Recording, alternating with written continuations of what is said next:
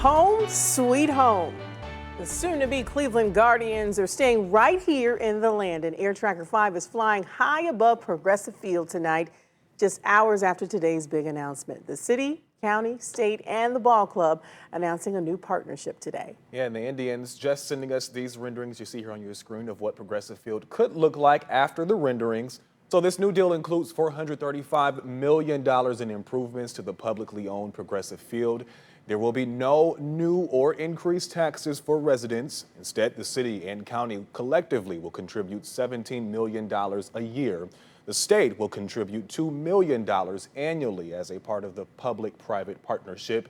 And the Indians will contribute $10 million annually, with almost half going towards stadium upgrades. 5 on Your Side investigator Scott Knoll has an in-depth look at the numbers and what this deal means for the city of Cleveland.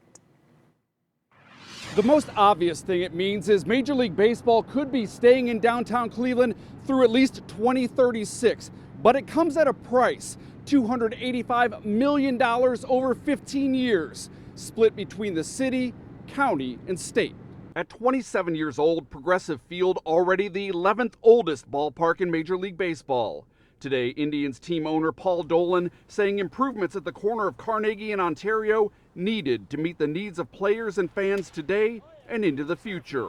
Dolan says the public investment in repairs and upgrades allows the team to focus more money on the team. Those are dollars that we're allocating to the maintenance and repair of this building that going forward would have been an enormous burden on our ability to field the competitive teams. When asked about putting millions of dollars into a ballpark for a franchise estimated to be worth more than $1 billion, Cleveland's mayor today called the plan an investment in the city's future. We spend it on something else, there will be always another thing that we could have spent money on.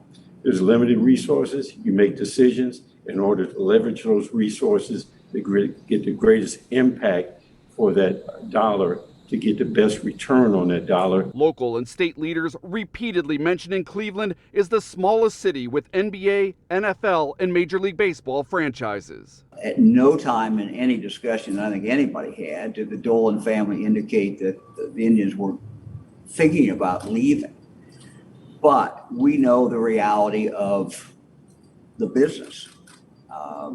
And the reality is Cleveland's a small market. Cuyahoga County Executive Armin Budish pledging today the deal will not mean an increase in taxes or cuts to existing services.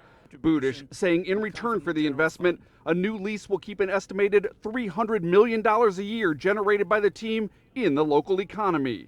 When asked if he's satisfied with the team's contribution to the expenses, based on what's going on in the market, I think the team has stepped up and is doing its job to come up with funds to make this work. Dolan says the team is still working on plans to renovate upper concourses, the terrace club, and dugouts for players, saying the improvements are needed now. I would imagine that in the first 5 years, you'll see these improvements, if not sooner. Under the proposed deal, the team's lease would be extended by 15 years, with the city and county able to add another 10 years on top of that. But all of it dependent on approval from both city and county councils. Outside Progressive Field, I'm 5 on Your Side investigator Scott Knoll.